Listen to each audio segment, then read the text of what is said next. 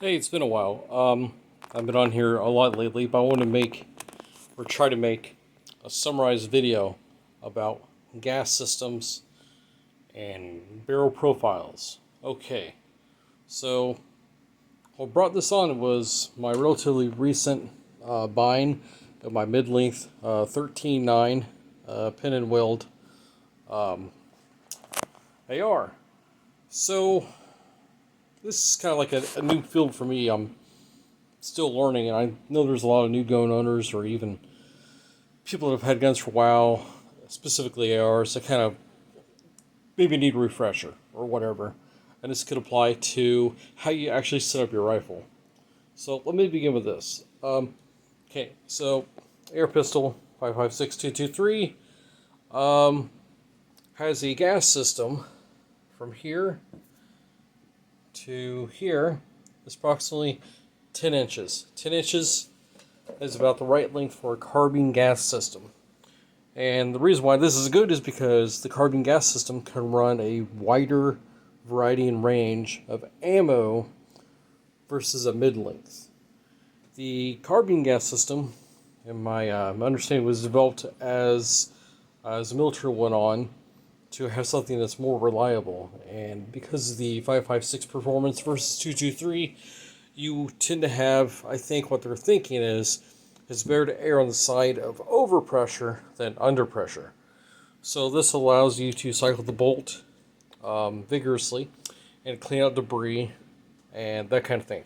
Now, the shorter the barrel, typically the more wear and tear on the barrel happens, especially the rifling. But it's my opinion, and just my opinion right now, guys, that if you're going to run, say, an SPR, DMR, 400 meter plus, whatever kind of rifle you want to call it, it would be, I think, in a better interest to run a mid-length gas system. Now, this is not the case in this.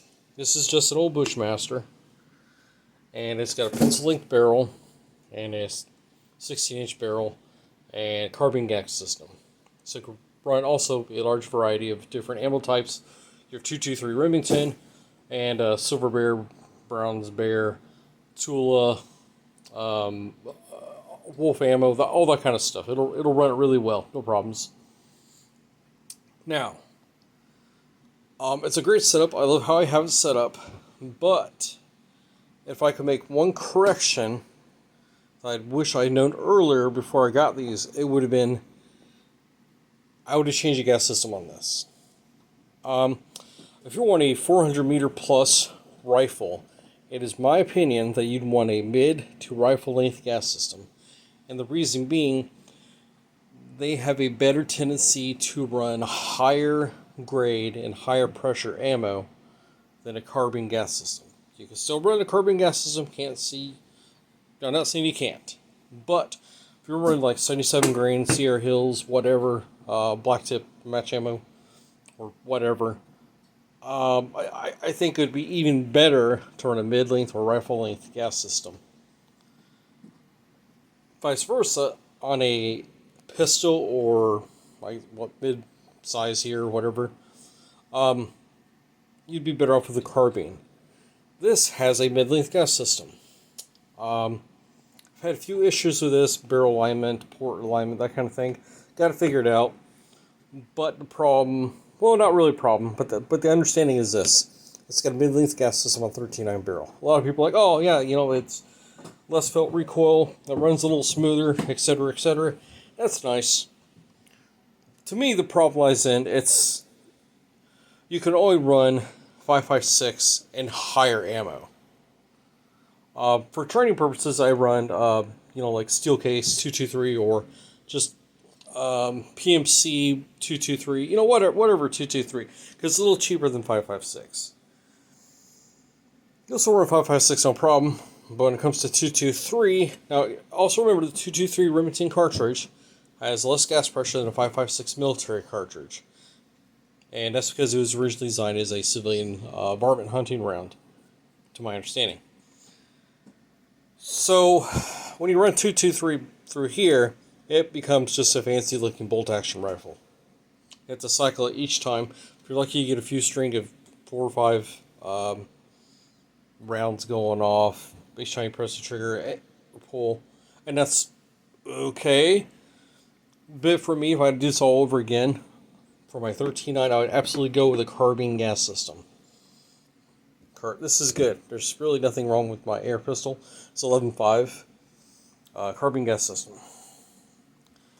My 400 meter plus rifle, I would put a mid-length gas system because I'd be running a higher grade, higher pressure, better quality ammo for the purpose of marksmanship on this.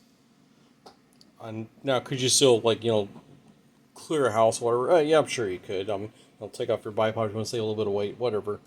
I've done courses with this, 50 yards and in, with a 1x6 LPVO, no problem. A little tip for that is I put on 1 1/4, 1 1/2 power, so the reticle's a little bit bigger, and no issues, runs like a champ. Shooting positions can be a little wonky because, it's a prism scope, so it's bigger than that, micro prism, or, red dot with magnifier. So, there's that. But, what I wanted to say is, guys, if you're building a rifle, and this is just my opinion, this is just why I roll, by all means, roll, do whatever you want. If you love your rifle, it runs great for you, and you can work it like a champ, awesome. Me, I would be these carbine length. I'd be that mid-length or rifle length, probably mid-length gas systems. Another factor is the pencil barrel. The pencil barrel in the Bushmaster has a gas port size of 0.625 inches. On your typical carbine, government profile barrels, which is basically what this is, and this, you're going to run a 0.750 length gas block. What that basically means is just your gas port's a little bigger. Now, you could do, on this one, I could buy like a new gas block and enlarge it and then spend more money, and then you start getting into the weeds, and it would just probably be better off just to buy, a new barrel and a new gas block or whatever.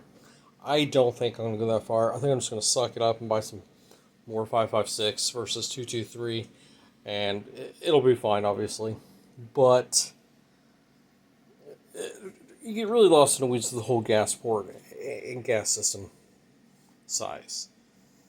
Pencil barrel 6.25, smaller port, obviously. So how the gas gets back is different than a carbine with a 7.50 port opening. And in you can make it work, but the takeaway is your barrel and gas system you should set up as much. It should be just as important as your optic and anything else you're going to run accessory-wise or whatever. So take that into consideration. I've kind of ranted long enough, but this has been bothering me for a while. And I finally have all three here.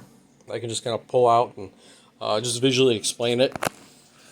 And essentially, that's it. That's the point of this particular video.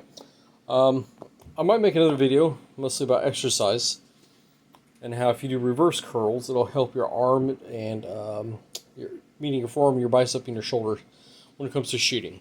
Because I know that on your upper forearm here, that can get wore out pretty quick if you're holding rifles for a while all day long. So your best was to do a reverse curl. Anyways, I might make a different video on exercise like that kind of shit. Anyways, but anyways, that's pretty much it. I got my high-rise magnifier red dot here. I really love my micro prism. If I do any kind of sighting system over again, I love the primary arm Cyclops. It's my favorite right now sight system. That's not LPVO.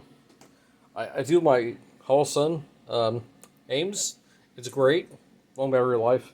You can do a lot with it. It's pretty much an Everyman's EOTech, and that's great. And with this, I'm using actually the ACSS 3X enhanced magnifier, because it has you can look it up. It's got a little dot L shape reticle in it that helps line up your shots. And with this, I would just use like a regular 3X magnifier, which I'll probably get for this, because the AC assist reticle is already in here, so that makes sense. And then this one here, LPVO, Monstrum Tactical. And I think that's it. But yeah, guys, just something to think about when it comes to your gas systems and your barrel profiles. Match them up correctly. And that's it. Have a good weekend, all. Bye.